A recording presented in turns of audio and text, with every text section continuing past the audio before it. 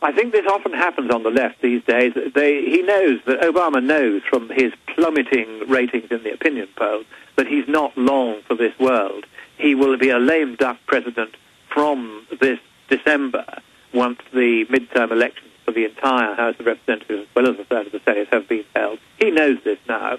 And so in panic, he is trying to do what the left always do, which is pay no attention to the Constitution, use taxpayers' money to fund his friends and to set up various bureaucracies that will go on representing the extreme left Marxist point of view, even once he has been deservedly flung out of office. But I'm hoping that if you've got as many as 18 ex-attorneys general willing to file suit and say, just a moment, you can't spend taxpayers' money without the authorization of Congress, then even Obama's poodles on the Supreme Court, which at the moment seems to me just about the weakest part of your Constitution, because it's not upholding the Constitution in the way that it should, I don't think even they can go along with Obama's antics with the taxpayers' Got to hold it there, Lord Monckton. We'll be right back. Monday through Friday from 12 noon to 4 p.m. Eastern, we are here live. The websites are Infowars.com and PrisonPlanet.com. Our guest website is scienceandpublicpolicy.org. We're also streaming the radio show via video at PrisonPlanet.tv, and we have the website up on screen, scienceandpublicpolicy.org. Lord Christopher Monckton is our guest. Okay, I've had a lot of my questions, and I want to get into the latest on ClimateGate, but I think the overwhelming point you've made here is we've had a giant victory, and we can feel the momentum shifting in our direction, but still the hundreds of billions globally invested in the fraud, in the global government, in the taxation scheme as the foundation of this illegal, unelected global government, they're not going to stop. They're going to keep pushing, though badly damaged. And so it's up to the people to contact their senators, their representatives, their state leaders, and say, no, no, no. Please continue, Lord Monckton. Then let's get into ClimateGate, the latest developments there. Yeah. First of all, just to get the point of what you need to say now when you talk to your representatives, say that if there must be any kind of global government, it must be elected by the peoples of the world and not appointed by governments or by bureaucrats.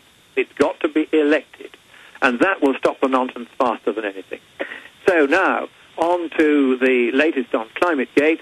I've now heard from the chairman of the independent inquiry into ClimateGate, because I wrote to him and said, look, I want to give evidence of this.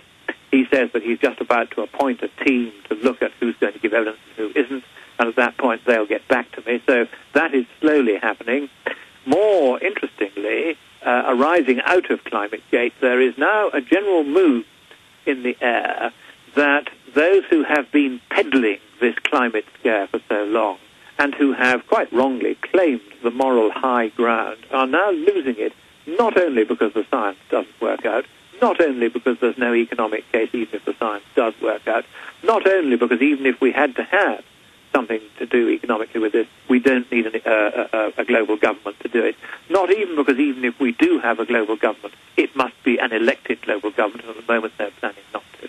But the reason why they've lost the moral authority, above all else, is that it is becoming apparent that you are quite right, Alex, when you use words like criminal and fraud about what's going on.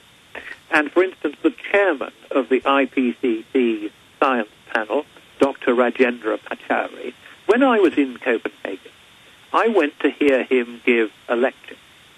And it was a lecture on why it is that the climate is all terrible and we've got to do something about it. And I knew that he would use, and he duly did use, a bogus graph that appears 3 times, large and in full color, in the latest UN document published in 2007 about the climate.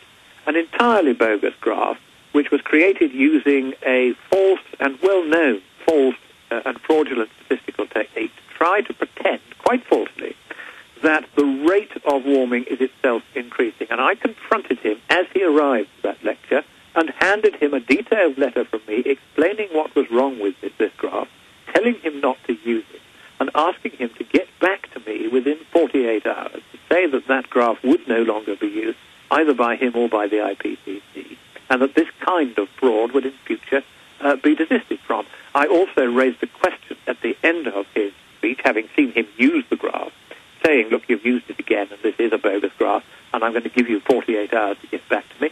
He didn't get back to me, of course, in 48 hours.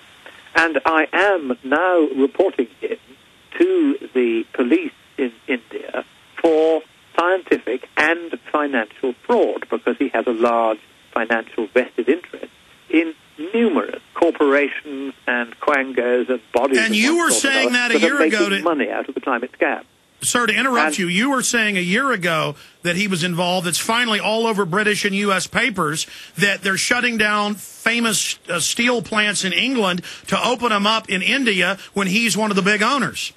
That's right, and he's making money out of that. We've lost 1,700 jobs in the north of England just in the last month as a result of the closure of a major steelworks at Redcar.